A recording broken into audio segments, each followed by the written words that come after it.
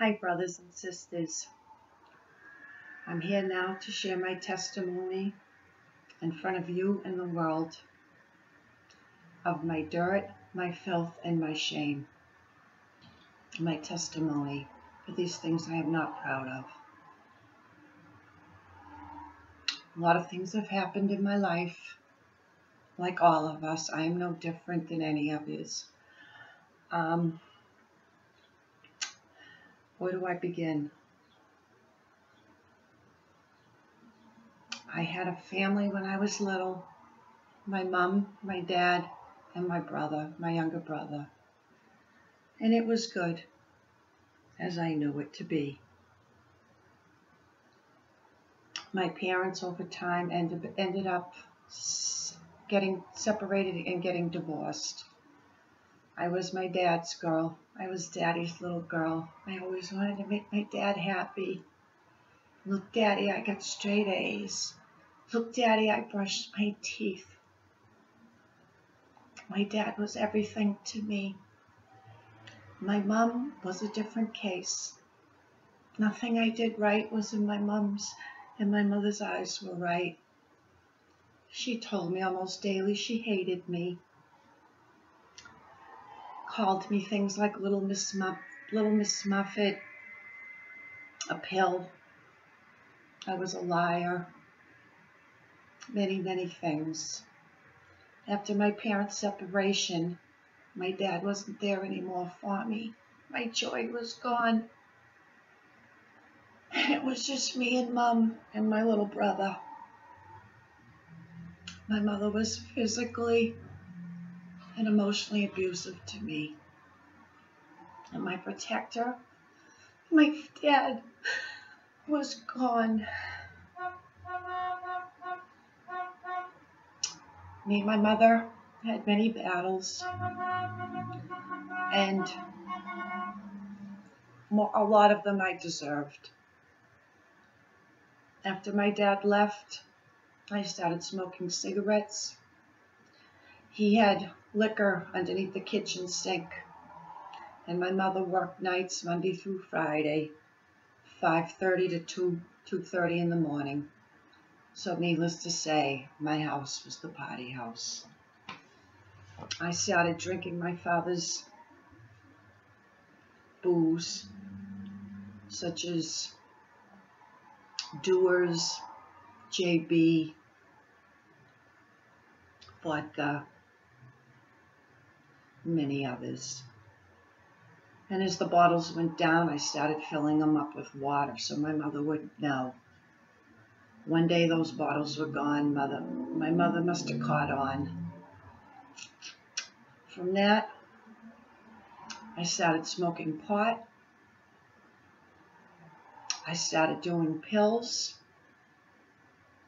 such as tea, yellow double barrel, mescaline, microdot.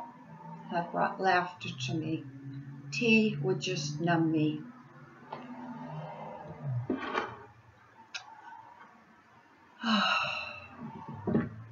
It eased the pain, my loneliness, my hurt that my mother didn't love me and my dad that did was no longer there. Years went on and cocaine came into the picture, and I would do lines along with everything else. It made me feel good. My friends became my family for, I'd say maybe about the time I started 14, 15. My mother would start kicking me out of the house. Sometimes for good reason, others for none. She thought I was having sex when I was still a virgin. It didn't matter what I told her. I was always a liar. I could never make her happy. She hated me. And I forgive her. I'm sure, I have no doubt, that my mother's pain came from her testimony, from her life that she lived.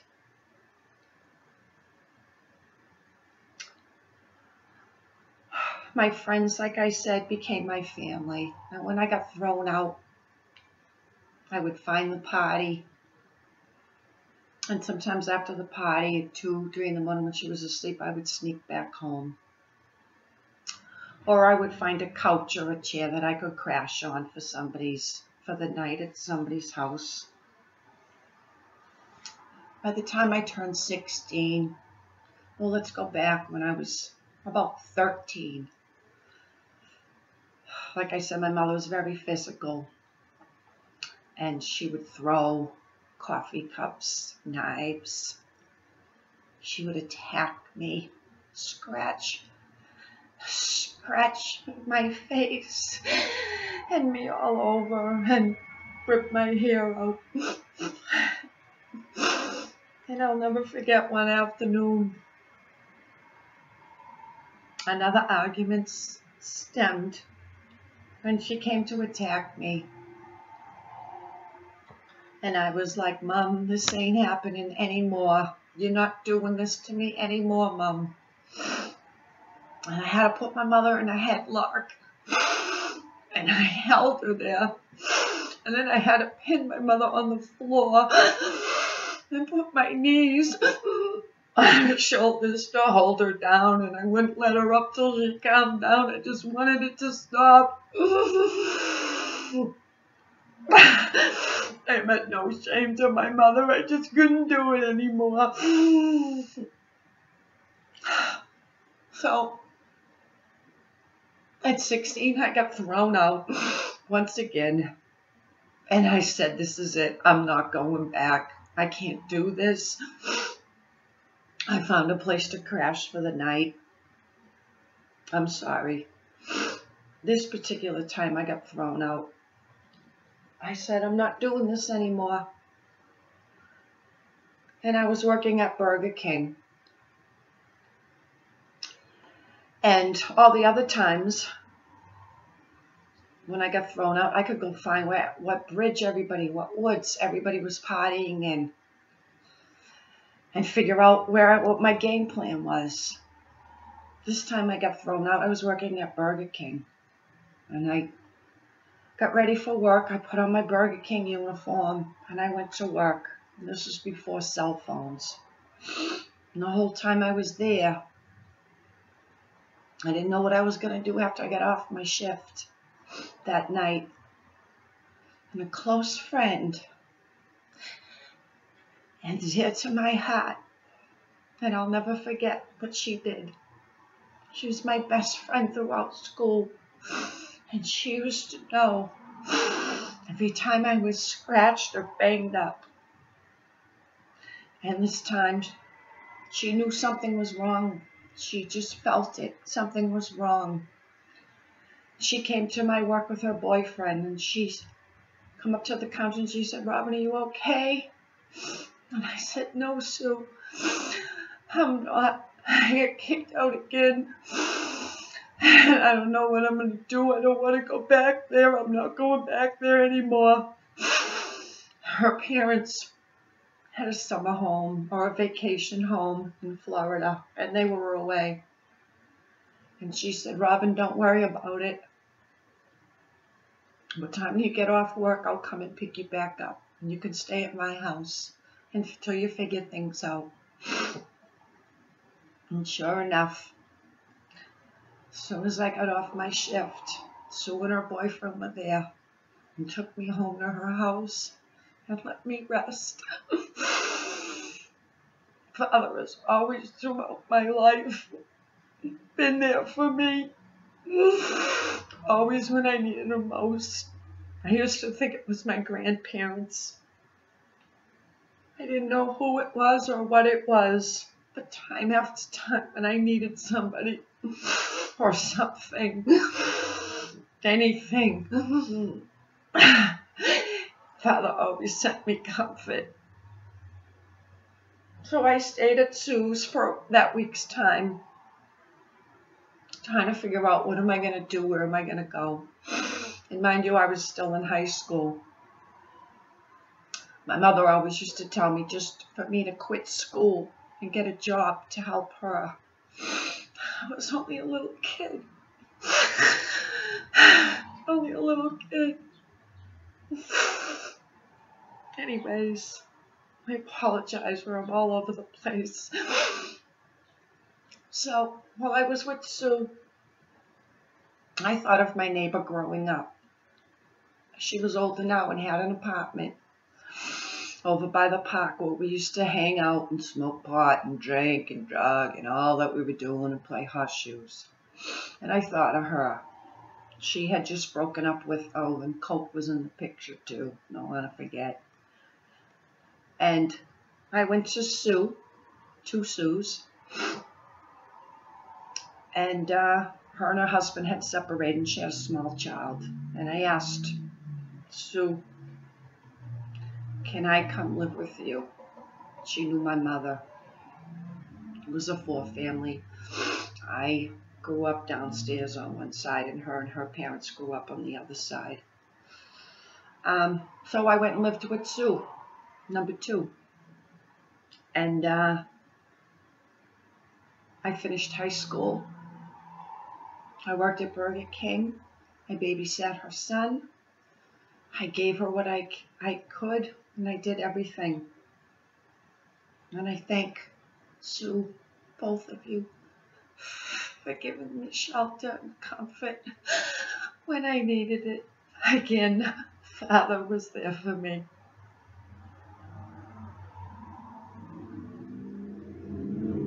Years moved on, relationships came and went. I always had a steady boyfriend. I was never one to date this one or date that one. Pretty much once I went on a date with one, he was my boyfriend and I would be with him for years. I had my first son when I was 25 years old, Brendan.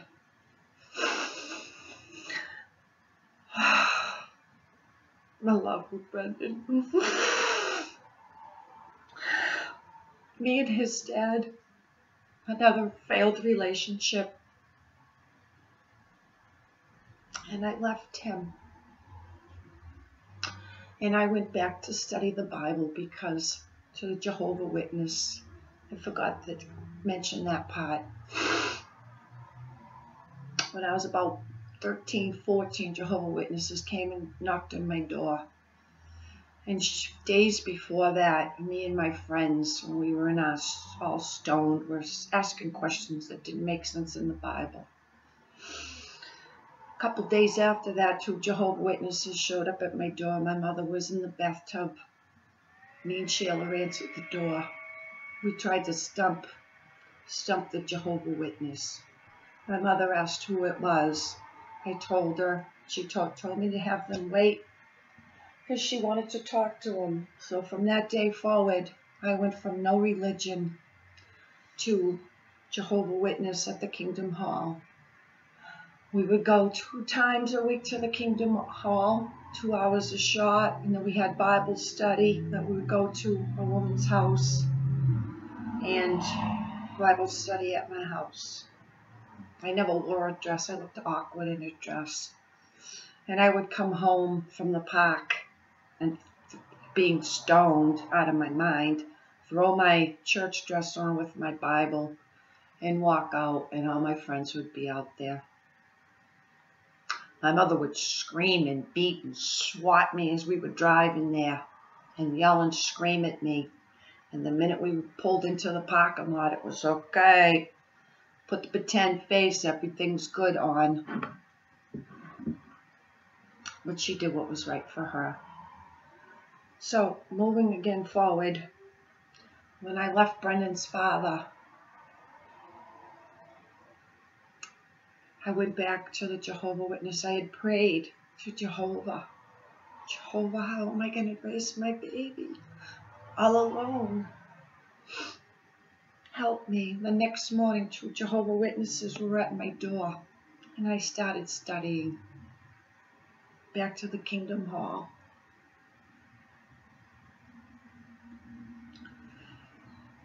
I'd say about 6 months or so into that, I met Larry. My younger son chased his father. My younger son chases his dad. He also was my oldest son, Brendan's dad. For his dad and father didn't want anything to do with his own son. I hope this is making sense to you all. While I was with Larry, I got introduced to crack cocaine. I was about 26, maybe turned 27. I'm 52 now. I started smoking crack.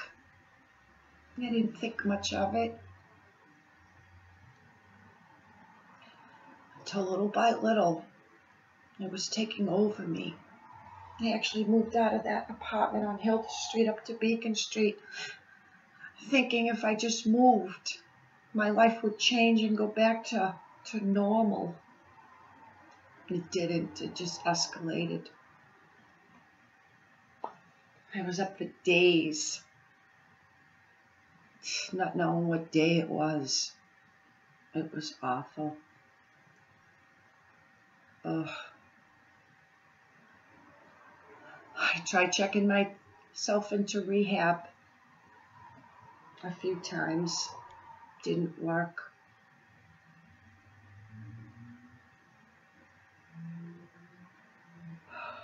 Anyways, Father, clear my thoughts. When I was 32, me and Larry had our son Chase. I love you, Chase. You are my heart. All that I said that I would never do, I found myself doing. Oh, Chase, when I was pregnant with you, I smoked crack cocaine more than once. And every time I did, I would cry to Jehovah. That's all I knew at the time. To forgive me and to not let my sins fall upon my unborn baby. And I prayed that Joyce would come out healthy and alive.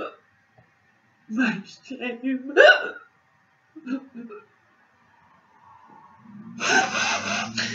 Needless to say, bless you, Father.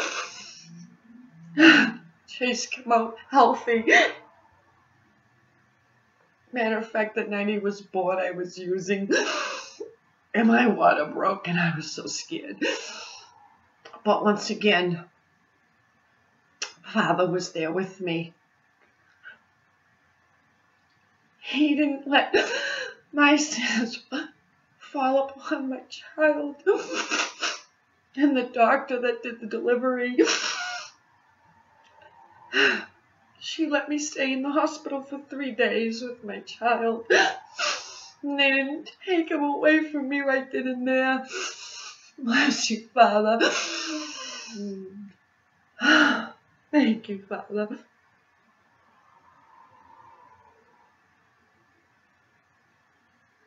Once again, I went in rehab, acupuncture,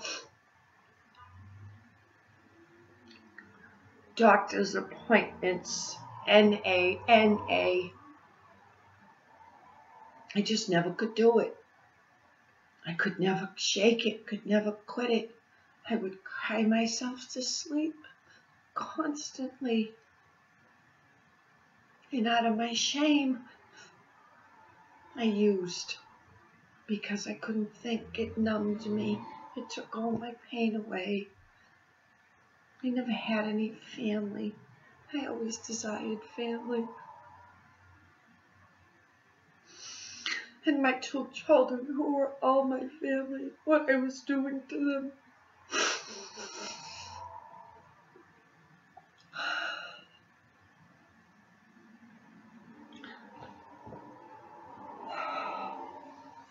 My children were taken away from me. One day, a DSS caseworker I was a knock on my door, and a neighbor had called to report me. And the caseworker come in, and we sat down and we talked. And I wanted to be healed. I desired to be healed. Fix me. I was honest with her. I told her my struggle. In that conversation, she told me to go down to the office location and bring Chase and Brendan with me. And I did. I listened. I didn't know I was setting myself up to give my children away. I was deceived. I thought I was doing the right thing. I was asking for help. It broke my heart when they took my children and I couldn't go near them, and I was crying and freaking, and they said, "You better stop or you won't see them." So I calmed myself and pretended everything was okay for my children, for my mistake. Once again, Father was with me, that helper, protector. My children, the first night, got to stay with this really nice woman. I don't know what her name is, but I thank her because my children could have ended up with God knows who. And she was nice to them, and she comforted them, and my boys got to stay together rather than be separated. By morning, the next following day, Larry had his sister, Auntie Cindy, came. She went to the office, and she took my two children into her home so they wouldn't have to go into foster care while I tried to fix myself. They found out that Brendan wasn't blood, and Auntie Cindy, thank you, took a special course, a foster care parenting course of some sort, so that she could have Brendan also in her home, because she wasn't family, she wasn't blood, even though that was the only family Brendan ever knew. For 3 months, my court case kept getting postponed because it was winter and there was always one snowstorm every time that there was a scheduled appointment. There was one snowstorm after another. So 3 months came. During this time, I went to every meeting, every class, everything I could do, everything the caseworker wanted me to do, and more. I wanted my children home. More than anything, I wanted to be well.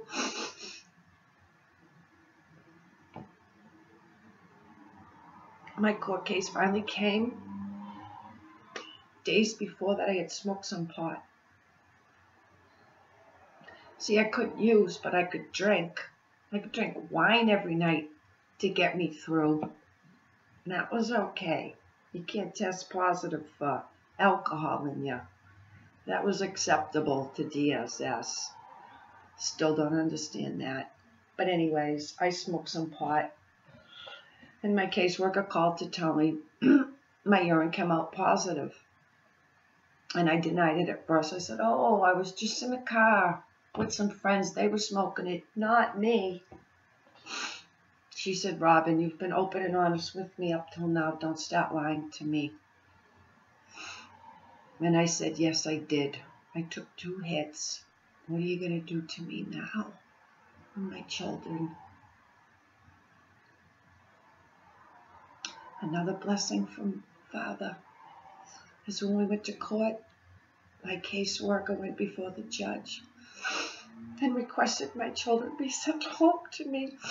She forgave me. They don't do that. Their mission is to break up families. She went before the judge, even though I had smoked pot, and requested them to come home. That was a gift from Father. Even though through all of this, Did that stop me from smoking crack? Wasn't that I didn't have the desire. I went back to it. Over time, it was like nothing ever even happened. But I still cried myself to sleep. My shame. I was broken. All this time, I missed my father, my dad. He lived only up the street from me. He remarried and the woman had 7 children. And he raised them like his own. I often wondered, Dad, when I was living with Mom, how could you let us go with no food or our lights being shut off and not be there and help? And then to go on and marry and raise 7 children and not take care of your own. Dad, how could you do that? I loved you, Dad. I loved you so much.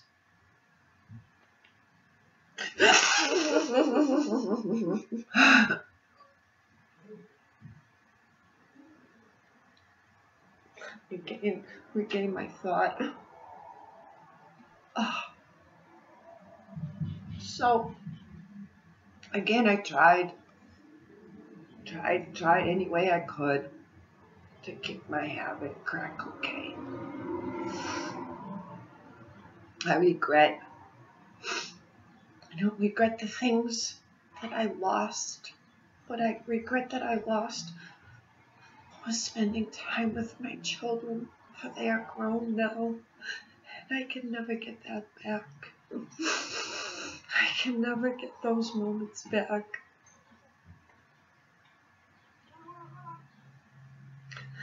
It was my addiction. It was my brokenness. It was never that I didn't love you guys, Brendan and Chase. It was never that I didn't love you. You were my joy, my life, my world. I didn't know how to fix myself. I didn't know how. I always knew I could only do it with God. I went to Jehovah many times. I knew I couldn't do it on my own. So, times pass. And it did. He told me from the get-go he would ruin my life. I didn't understand it. I was fearful of it. But he ruined my life as I knew it, as it was. And I thank him every second for it. He waited patiently for 3 years while I was in and out of my bedroom between hits. Or doing it 2 in the morning run because I still had some cash left in my pocket. It was still early enough for me to do one more bag. He never judged me, yelled at me. He was patient and understanding, for he knew. He learned through his life. There was nothing he could do. I thank you, Dan, for being so patient with me. I told Dan, I used to pray to Jehovah when I was coming down pretty much every night or early morning for God to send me a man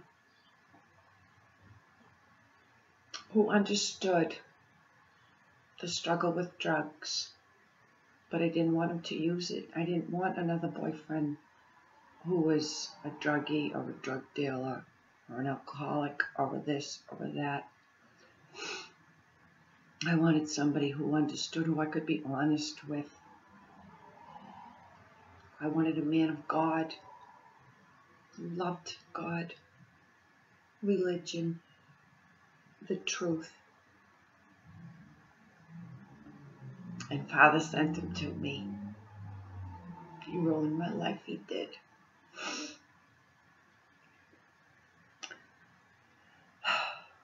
Last year, for the Feast of Tabernacles, Christine came from Ohio to celebrate our first feast. And we went, and I was kicking and screaming all the way because I was still using. I wanted to see, but I could only see so much so far. I was still, my mind wasn't clear. The devil still had his hold on me. And we went to the Feast of Tabernacles, and me and him got in a big argument because I have a problem listening, understanding. Another thing I need to work on, and I will, Father. And I went home. As soon as the sun rose, I got in my car and drove. And then me and Dan texted and talked, and I went back to finish off the feast that week.